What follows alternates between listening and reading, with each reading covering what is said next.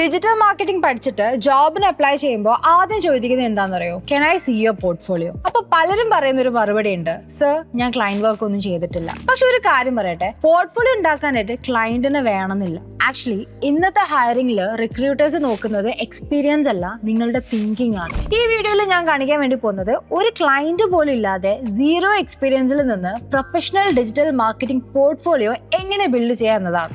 ഒരു മിസ്കൺസെപ്ഷൻ മാറ്റാം. പോർട്ട്ഫോളിയോ എന്ന് വെച്ച് കഴിഞ്ഞാൽ സർട്ടിഫിക്കറ്റ് കളക്ട് ചെയ്യുന്നത് മാത്രമല്ല. പോർട്ട്ഫോളിയോ എന്നാൽ ക്യാൻവയിൽ ഒരു നല്ല ഡിസൈൻസ് ചെയ്യുന്ന PDF അല്ല. പോർട്ട്ഫോളിയോ എന്നാൽ നിങ്ങൾക്ക് ബിസിനസ് പ്രോബ്ലംസ് സോൾവ് ചെയ്യാൻ അറിയാമെന്ന് തെളിയിക്കുന്ന ഡോക്യുമെന്റ് ആണ്. ഒന്ന് ഇമാജിൻ ചെയ്തേ, 2 കാൻഡിഡേറ്റ്സ് ഇന്റർവ്യൂവിന് വരും. ഒരാളുടെ കയ്യിൽ 15 സർട്ടിഫിക്കറ്റ്സ് ഉണ്ട്, മറ്റൊരാളുടെ കയ്യിലോ 5 പ്രാക്ടിക്കൽ പ്രോജക്ട്സ്. ഞാൻ ഇന്റർവ്യൂർ ആണെങ്കിൽ ഞാൻ രണ്ടാമത്തെ ആളെ ആയിരിക്കും ആദ്യം ഇന്റർവ്യൂ ചെയ്യാം. കാരണം മാർക്കറ്റിംഗിൽ നോളജിനേക്കാൾ എക്സിക്യൂഷൻ ആണ് വില ഉണ്ടാവുന്നത്. പോർട്ട്ഫോളിയോ ബിൽഡ് ചെയ്യുമ്പോൾ ബിഗിനേഴ്സ് ചെയ്യുന്ന ഏറ്റവും വലിയ മിസ്റ്റേക്ക് എന്താണെന്ന് അറിയോ? അവർ ടൂൾസ് കാണിക്കുന്നു. എനിക്ക് മെറ്റാ ആഡ്സ് അറിയാം, ഗൂഗിൾ ആഡ്സ് അറിയാം, ക്യാൻവ അറിയാം.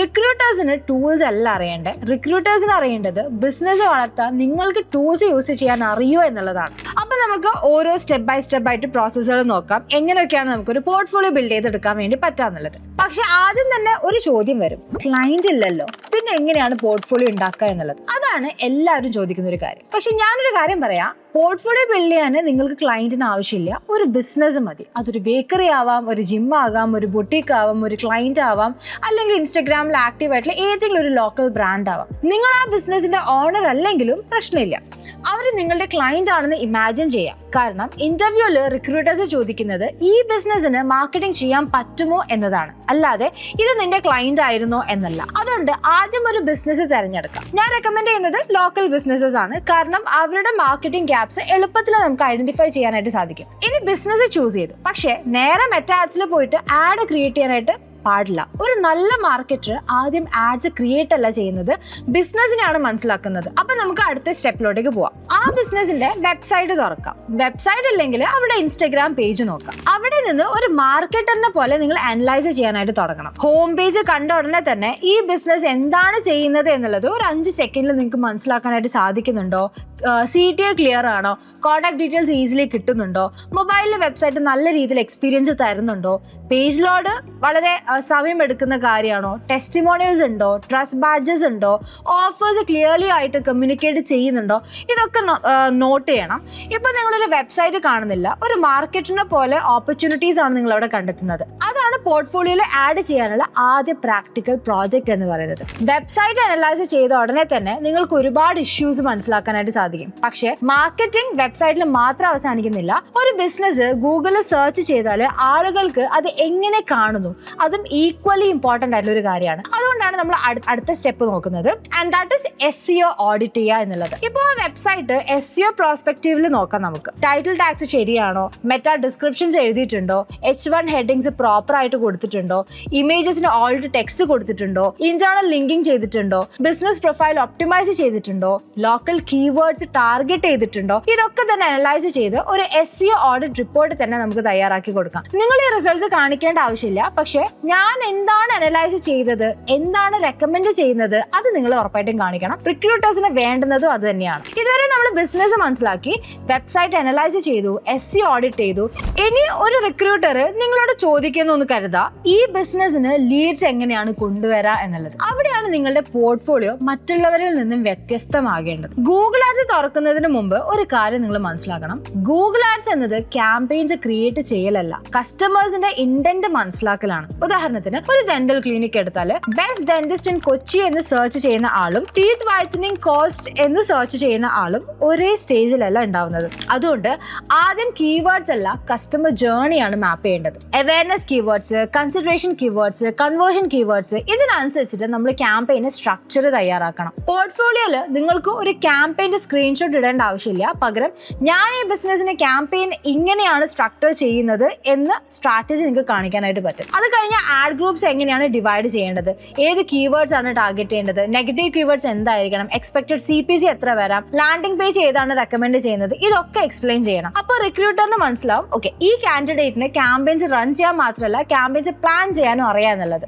അപ്പോൾ ഗൂഗിൾ ആഡ്സിൽ സെർച്ച് ഇന്റന്റ് ക്യാപ്ചർ ചെയ്തു. പക്ഷെ എല്ലാ കസ്റ്റമേഴ്സിനും ഗൂഗിൾ ആഡ്സിൽ സെർച്ച് ചെയ്യണമെന്ന് നിർബന്ധമില്ലല്ലോ. പലർക്കും ഒരു പ്രോബ്ലം ഉണ്ടെന്ന് പോലും അറിയാത്ത ആൾക്കാരുണ്ടാവും. അവരെ നമ്മൾ ഡിസ്കറേജ് ചെയ്യേണ്ട പ്ലാറ്റ്ഫോം ഏതാണ്? മെറ്റയാണ് അല്ലെ. ഇവിടെയും ബിഗിനേഴ്സ് ചെയ്യുന്ന ഒരു വലിയ മിസ്റ്റേക്ക് ഉണ്ട്. മെറ്റ ആഡ്സ് എന്ന് കേൾക്കുമ്പോൾ നേരെ ആഡ്സ് മാനേജർ തുറന്ന് ക്യാമ്പയിൻ ക്രിയേറ്റ് ചെയ്യും. പക്ഷെ അതിനു മുമ്പ് ഒരു മാർക്കറ്റർ ചോദിക്കേണ്ട 3 ചോദ്യങ്ങളുണ്ട്. ആരാണ് കസ്റ്റമർ, അവരുടെ പെയിൻ പോയിന്റ് എന്താണ്, എന്ത് മെസ്സേജ് കണ്ടാലാണ് അവർ സ്റ്റോപ്പ് ചെയ്യുന്നത്. ഈ 3 ചോദ്യങ്ങൾക്ക് ആൻസർ കിട്ടിയാൽ മാത്രമാണ് ക്രിയേറ്റീവ്സ് ഉണ്ടാക്കാനായിട്ട് തുടങ്ങേണ്ടത്. പോർട്ട്ഫോളിയോയിൽ ഒരു ഇമേജ് മാത്രം ആഡ് ചെയ്യരുത്. ക്യാമ്പയിൻ ഒബ്ജക്റ്റീവ് എന്തുകൊണ്ട് തെരഞ്ഞെടുത്തു, ഓഡിയൻസ് എന്തുകൊണ്ട് ചൂസ് ചെയ്തു, ഹുക്ക് എന്തുകൊണ്ടാണ് ഇങ്ങനെ എഴുതിയത്, CT എന്തുകൊണ്ടാണ് ഇങ്ങനെ കൊടുത്തത്, ഇതെല്ലാം തന്നെ നമ്മൾ എക്സ്പ്ലെയിൻ ചെയ്യണം. മാർക്കറ്റിംഗിൽ ഡിസിഷന് വാല്യൂ ഉണ്ട്, ഡിസൈനിന് മാത്രമല്ല വാല്യൂ ഉള്ളത്. അപ്പൊ ഇനി ആഡ്സ് റൺ ചെയ്തു, ഇനി യൂസേഴ്സ് ക്ലിക്ക് ചെയ്തു, പിന്നെ ഇനി എന്താ സംഭവിക്കുന്നത്? ഒരുപാട് പോർട്ട്ഫോളിയോ ഇവിടെ അവസാനിക്കും അല്ലെ. പക്ഷെ യഥാർത്ഥത്തിൽ മാർക്കറ്റിംഗ് ഇവിടെ നിന്നാണ് നമ്മൾ ശരിക്കും തുടങ്ങുന്നത്. ലാൻഡിംഗ് പേജ് എന്നത് ഒരു വെബ് പേജ് മാത്രമല്ല,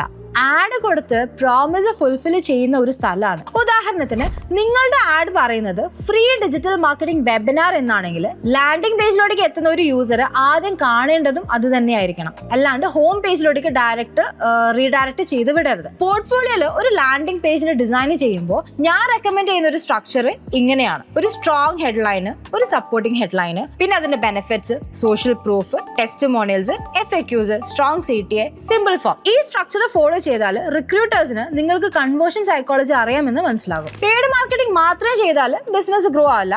ഓർഗാനിക് പ്രസൻസും ഈക്വലി ഇമ്പോർട്ടന്റ് ആയിട്ടുള്ള ഒരു കാര്യമാണ്. ഇനി ആ ബിസിനസിന് വേണ്ടി ഒരു മാസത്തെ കണ്ടന്റ് സ്ട്രാറ്റജി തയ്യാറാക്കണം. പക്ഷേ മൺഡേ റീല്, ട്യൂസ്ഡേ കെറോസില് ഇങ്ങനത്തെ രീതിയിലല്ല ചെയ്യേണ്ടത്. ഫണ്ണൽ അടിസ്ഥാനമാക്കിയിട്ടാണ് ചെയ്യേണ്ടത്. For example awareness content, consideration content, trust building content, conversion content. Example ആയിട്ട് നമ്മൾ പറയുകയാണെങ്കിൽ ഇപ്പോൾ ഒരു ക്ലിനിക് എടുക്കുകയാണെങ്കിൽ അവയർനെസ് റീല് പോകണം, ഡോക്ടറിന് ഇൻട്രൊഡക്ഷൻ പോകണം, പേഷ്യന്റ് ടെസ്റ്റിമോണിയൽസ് പോകണം, ട്രീറ്റ്മെന്റ് മിത്ത് വേഴ്സസ് ഫാക്ട് പോകണം, ബിഫോർ ആൻഡ് ആഫ്റ്റർ ഇമേജസ് പോകണം, FAQs പോകണം, പിന്നെ അപ്പോയിന്റ്മെന്റ് CTA. ഇങ്ങനെയൊക്കെ കംപ്ലീറ്റ് കണ്ടന്റ് എക്കോസിസ്റ്റം നമ്മൾ ക്രിയേറ്റ് ചെയ്യണം. ഇതാണ് റിക്രൂട്ടേഴ്സ് കാണാനായിട്ട് ഇഷ്ടപ്പെടുന്നത്. ഇനി മാർക്കറ്റിംഗ് ചെയ്യാൻ എല്ലാവർക്കും പറ്റും, പക്ഷെ റിസൾട്ട്സ് മെഷർ ചെയ്യാൻ പറ്റുന്ന മാർക്കറ്റേഴ്സ് വളരെ കുറവാണ്. അതുകൊണ്ടാണ് പോർട്ട്ഫോളിയോയുടെ അവസാന സെക്ഷനിൽ അനലിറ്റിക്സ് നമ്മൾ കൊടുക്കേണ്ടത്. ഒരു ലുക്കർ സ്റ്റുഡിയോ ഡാഷ്ബോർഡ് ക്രിയേറ്റ് ചെയ്യുക. റിയൽ ക്ലയന്റ് ഡേറ്റ ഇല്ലെങ്കിൽ കുഴപ്പമില്ല, മോക്ക് ഡേറ്റ നമുക്ക് ഉപയോഗിക്കാം. പക്ഷേ ഡാഷ്ബോർഡിൽ എന്തൊക്കെ മെട്രിക്സ് ഉണ്ടാക്കണം എന്ന് നിങ്ങൾക്ക് അറിയണം. For example sessions, users, CTR, CPC, conversion rate, cost per result,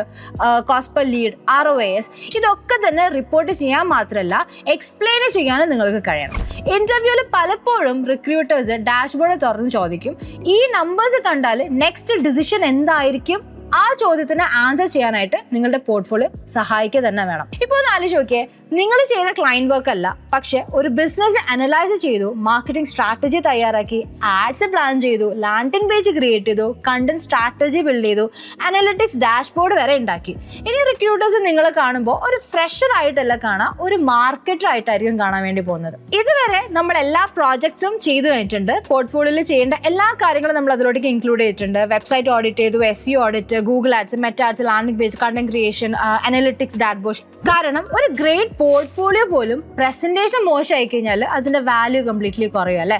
personally ഞാൻ റെക്കമെൻഡ് ചെയ്യുന്നത് 3 ഓപ്ഷൻസ് ആണ്. ഒന്നാമത്തേത് നോഷൻ പോർട്ട്ഫോളിയോ. ഏറ്റവും ക്ലീൻ ആയിട്ടുള്ള സെക്ഷൻസ് ക്രിയേറ്റ് ചെയ്യാം, പ്രോജക്ട്സ് ഓർഗനൈസ് ചെയ്യാം, വീഡിയോസ് എംബെഡ് ചെയ്യാം, ഡോക്യുമെന്റ്സ് അറ്റാച്ച് ചെയ്യാം. ഇതെല്ലാം വളരെ ക്ലീൻ ആയിട്ട് നീറ്റ് ആയിട്ട് നമുക്ക് നോഷനിൽ ക്രിയേറ്റ് ചെയ്ത് എടുക്കാനായിട്ട് പറ്റും. രണ്ടാമത്തെ ഓപ്ഷൻ പേഴ്സണൽ വെബ്സൈറ്റ് ആണ്. വേർഡ്പ്രസ് പോലെ ഉള്ള വെബ്സൈറ്റുകളിൽ, ഫ്രെയിമറിൽ, വെബ്ഫ്ലോ പോലത്തെ വെബ്സൈറ്റ് ബിൽഡേഴ്സിലൊക്കെ നമുക്ക് ഇത് ക്രിയേറ്റ് ചെയ്തെടുക്കാനായിട്ട് പറ്റും. ഇത് കൂടുതലായിട്ട് പ്രൊഫഷണൽ ഫീൽ നൽകുന്ന ഒന്നായിരിക്കും.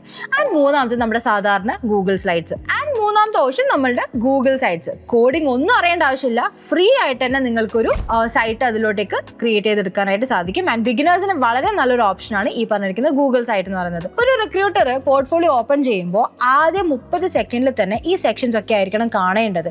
That is about me, resume, skills, certifications, projects, contact.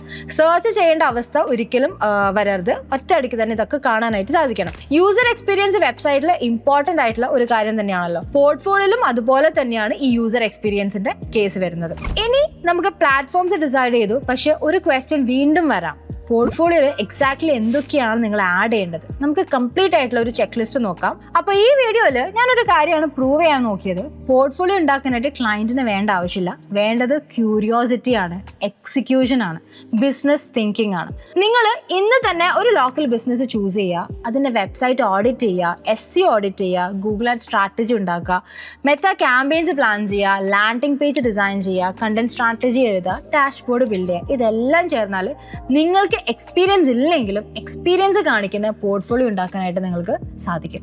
ഇന്റർവ്യൂവിൽ ഒരു പക്ഷേ ആദ്യത്തെ ചോദ്യം ഡു യു ഹാവ് എക്സ്പീരിയൻസ് എന്നായിരിക്കും.